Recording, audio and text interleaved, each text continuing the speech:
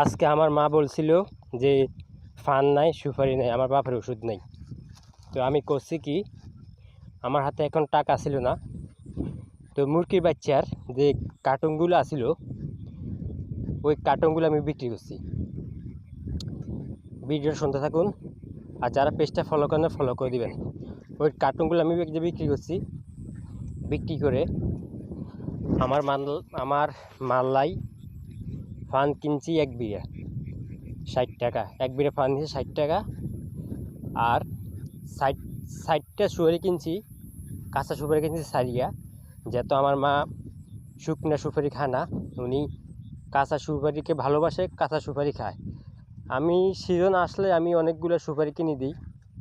তো যেহেতু এখন সিজন না, এখন সুপারির দাম বেশি, তো সারিয়া সুপারি কিনছি 30 টাকা দিই। কিনা আমি আজকে সন্ধ্যাবেলা দিয়ে আইছিলাম। কার্টুন বেচছে আপনার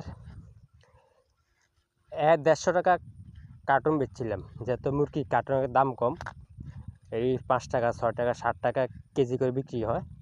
তো কার্টুন বেচছি 150 টাকার।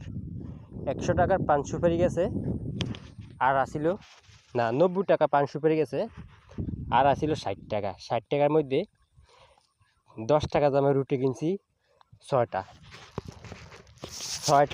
10 টাকা দামের রুটি কিনছি। কিনি আমার বাপের দিয়েছি 3 পিস, আর আমি বাইতে আনছি 3 পিস, 6 পিস। চিন্তা করে দেখলাম ঘরের বেডিরে খাবাইয়া নাম নাই, খালি কইব খাবায় না, দেয় না, এটা হেটা দুনিয়ার আপে যাবি। আর বাপ মার যদি নাও খাবাই, বাপ মা জীবনে কইতো না যে আমার ছেলে আমার খাওয়ায় নাই।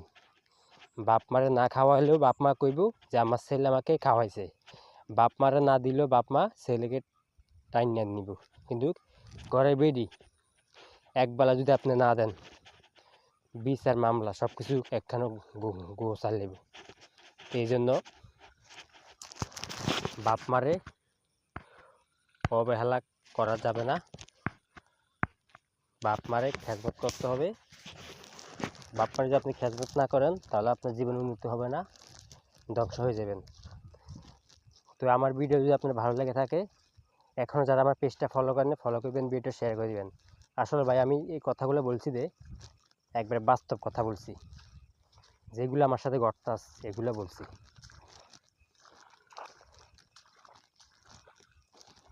আশা করি সবাই ভালো থাকবেন, আর ভুল কিছু করলে মাফ করে দিবেন যদি ভুল কিছু করে থাকি।